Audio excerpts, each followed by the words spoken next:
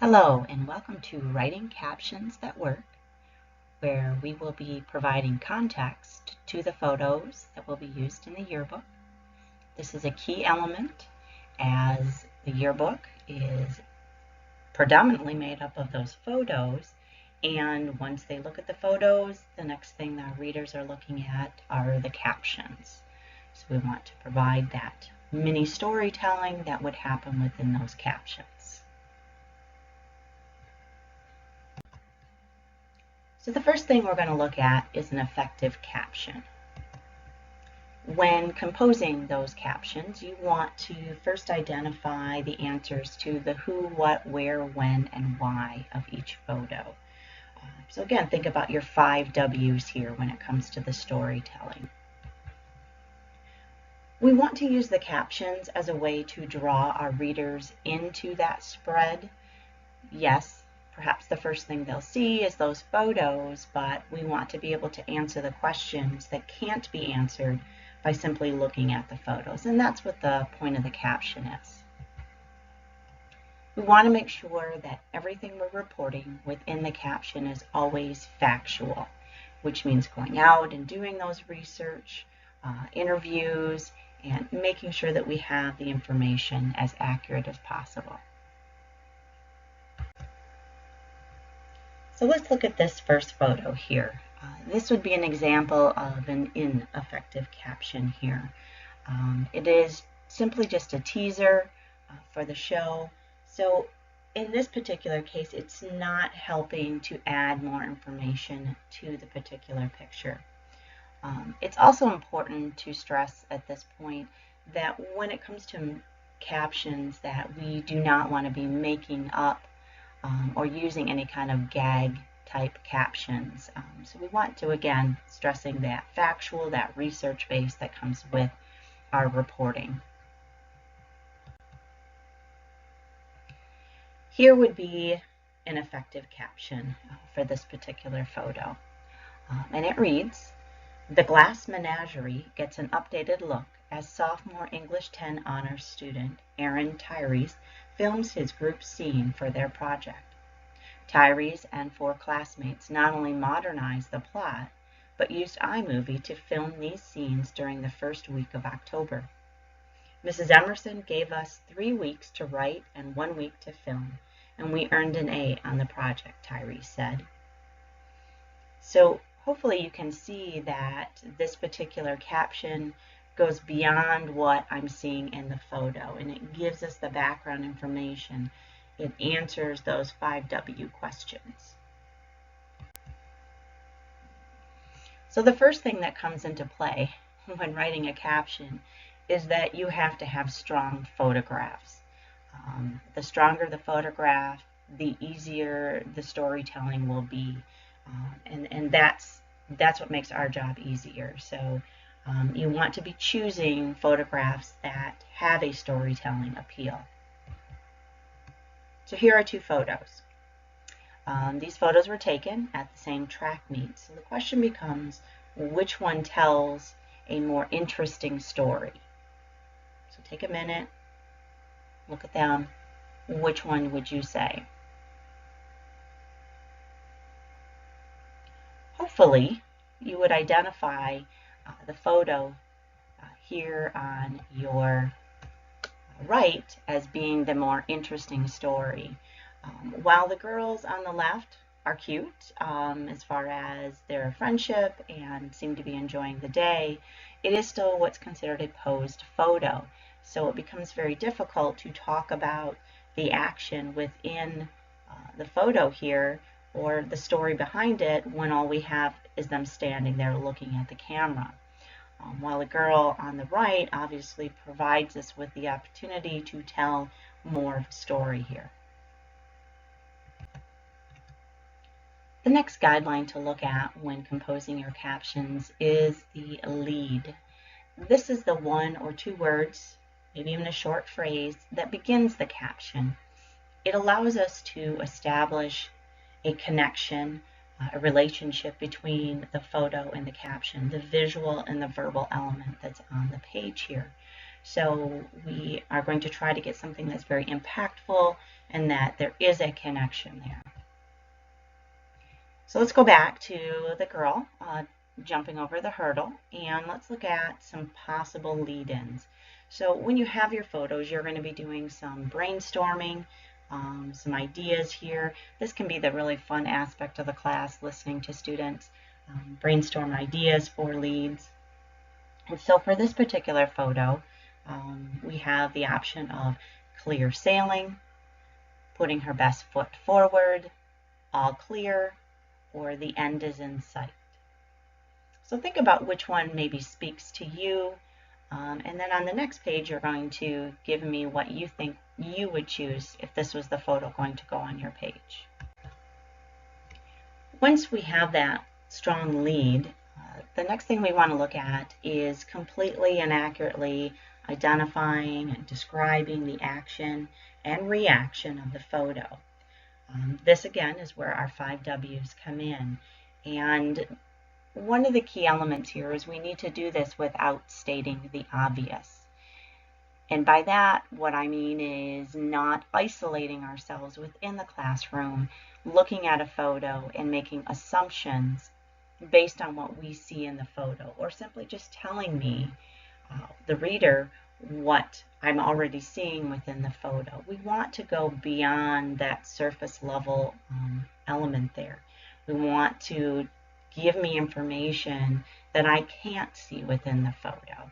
And again, that's what being a good journalist is about, is to provide that story that I can't get without your research and your interviews.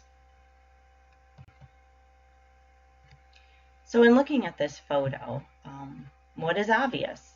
Well, she's running over a hurdle. That's obvious from looking at the photo. But what I can't tell as the reader in looking at this is I don't know what her name is. I don't know what grade she's in. I don't know what happened at this specific race, including where she ended, where her team ended. Okay, I don't know where it's at. I don't even know when it took place. I don't know who she's running against. So these are all of the not so obvious things that we can be researching and looking into. So once we have done that, this could be the caption that would be running with the photo here. And as you can see, the writer decided to go with the all clear for the lead. All clear. In her last meet as a middle school runner, 8th grader Nan Pearson clears the last hurdle in the 100 meters. She won the race against South Middle School on September 20th and finished the season undefeated in this event. So again, I've provided a lot of information regarding Nan, the results of the race, things that I can't see in just looking at the photo. There's more depth here. So once I've provided the 5 W's, I've answered those questions there. The next guideline to be thinking about is the crafting of the sentences. And so it's important to remember that for that first sentence, for the one that brings us in, we want to be using present tense, an active voice for that sentence. It's what's going to, again, draw us into the photo, into that moment that we have captured there within the photo. So you want to make it extremely impactful for our readers here.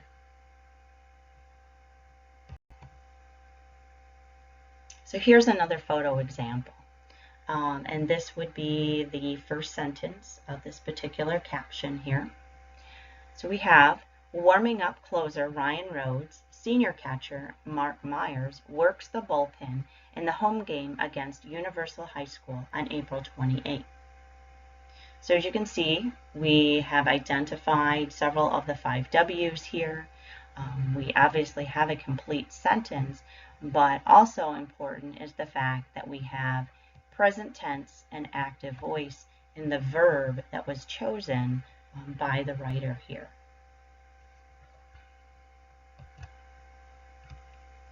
Our next guideline, this is where we start to extend the caption here.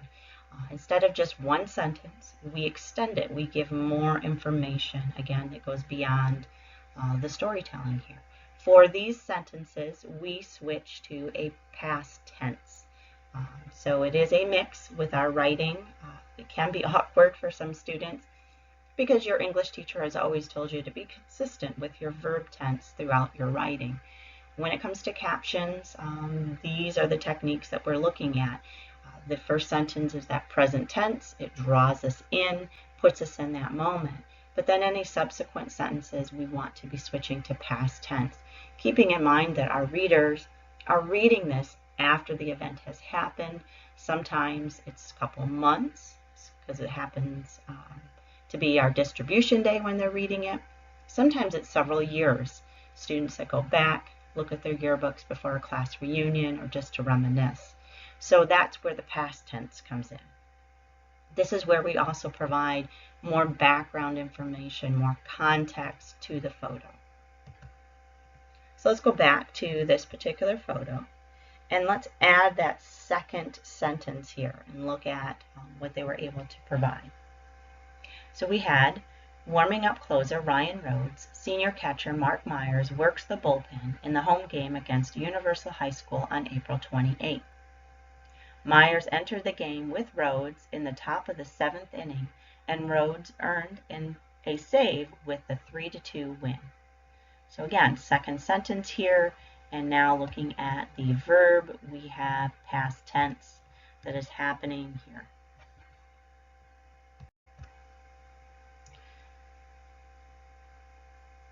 In providing an extended caption, we try to get one step further here.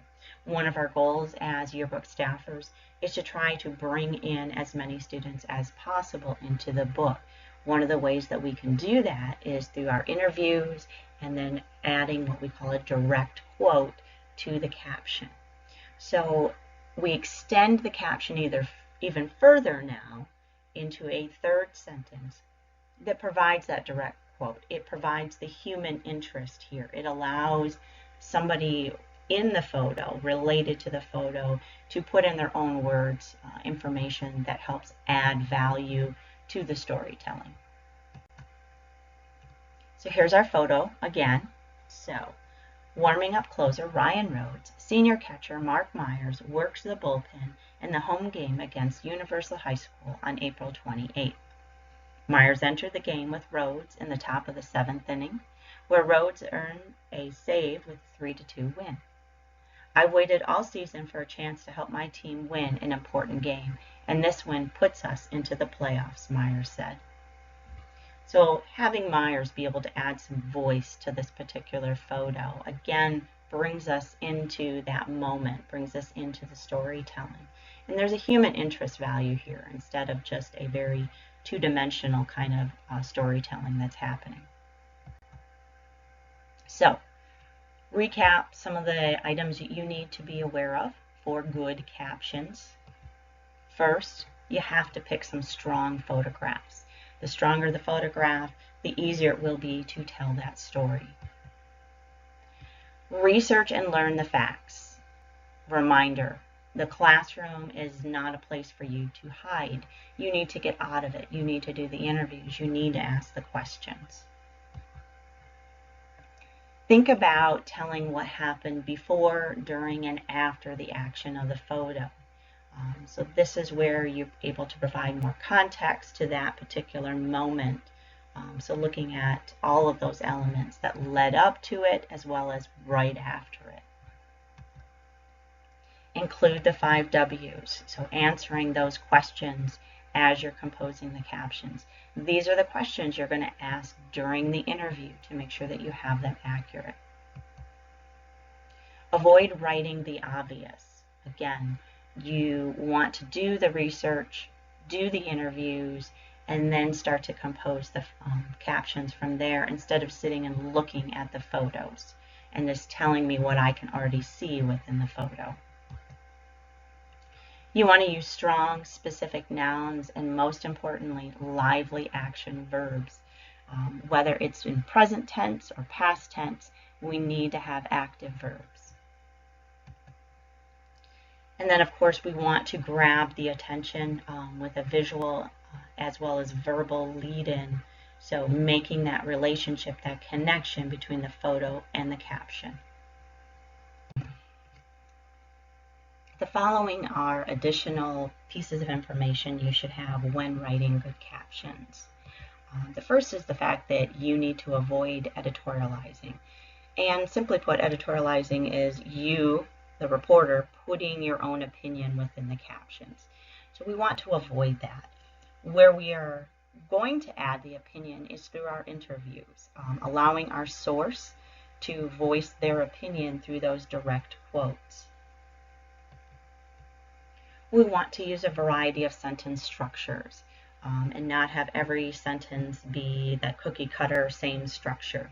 So this is where we up the ante as far as your writing abilities go, and providing different structures that allow for the sentence fluency to happen.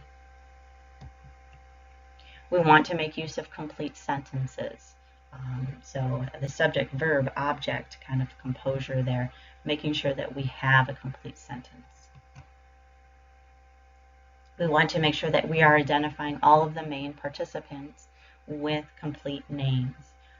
So this is where we have to look at who is in the photo and identifying all of those participants.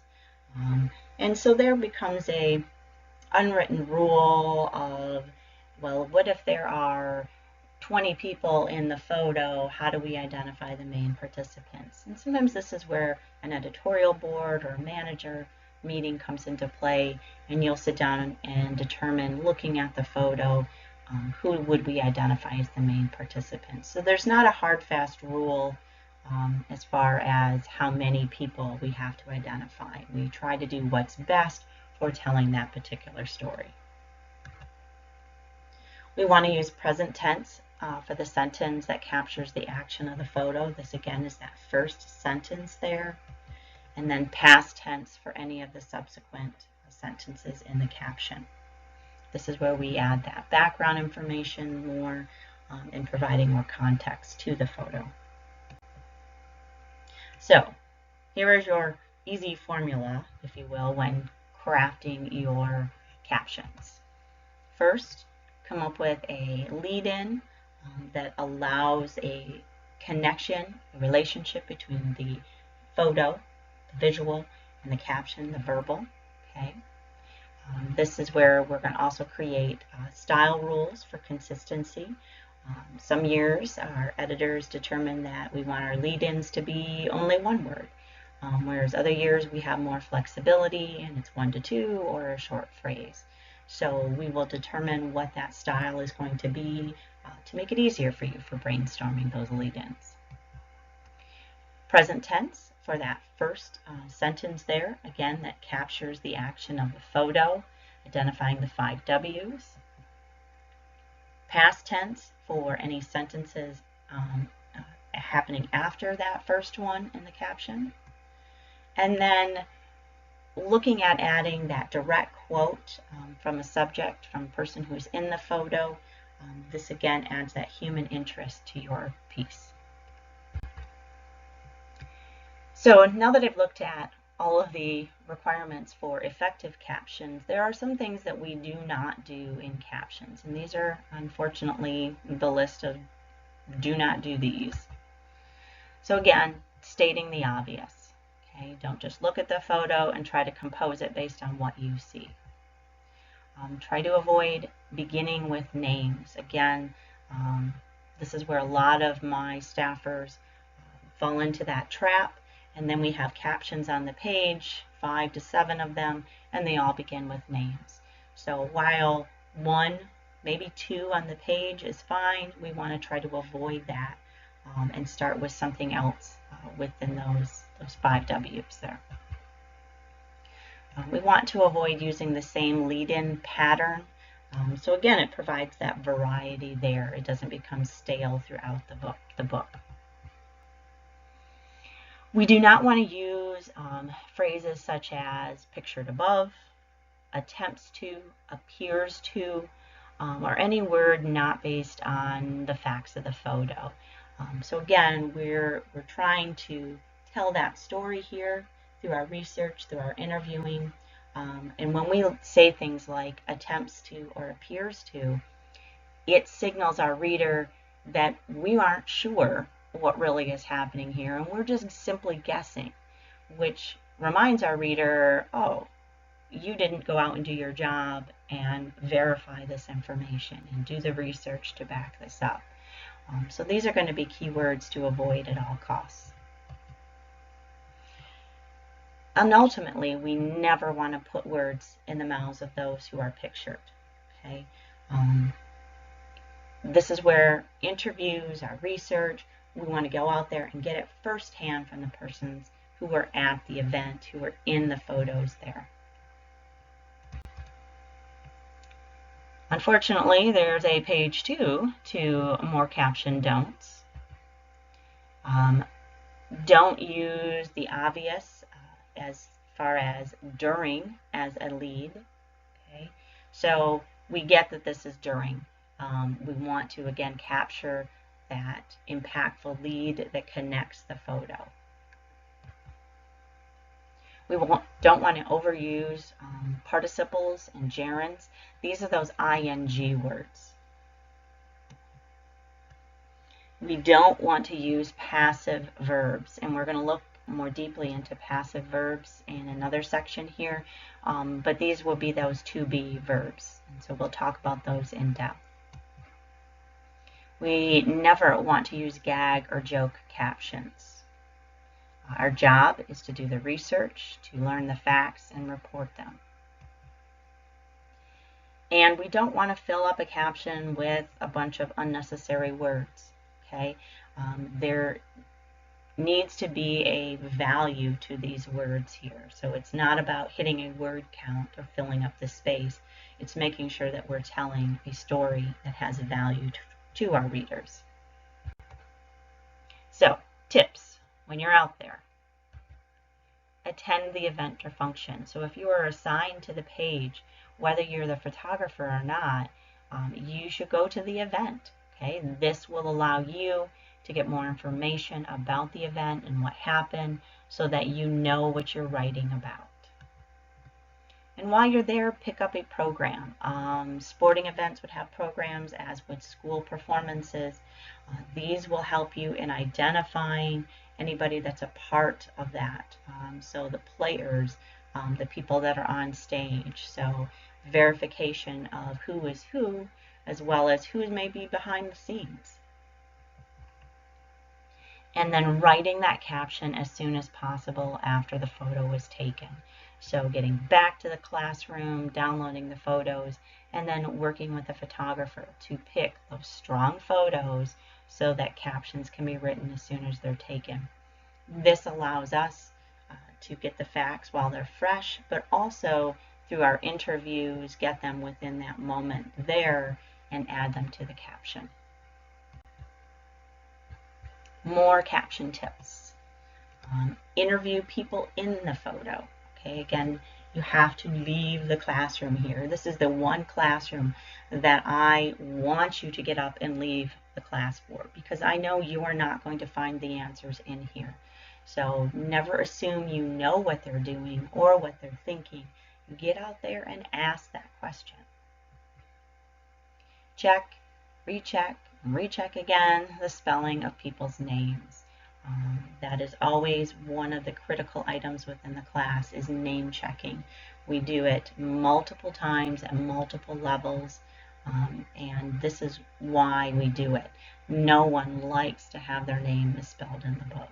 They might only have their name in there in a couple of places, and having it misspelled just makes them that much more irritated. So we have to do our job, use our resources to make sure that their names are spelled correctly.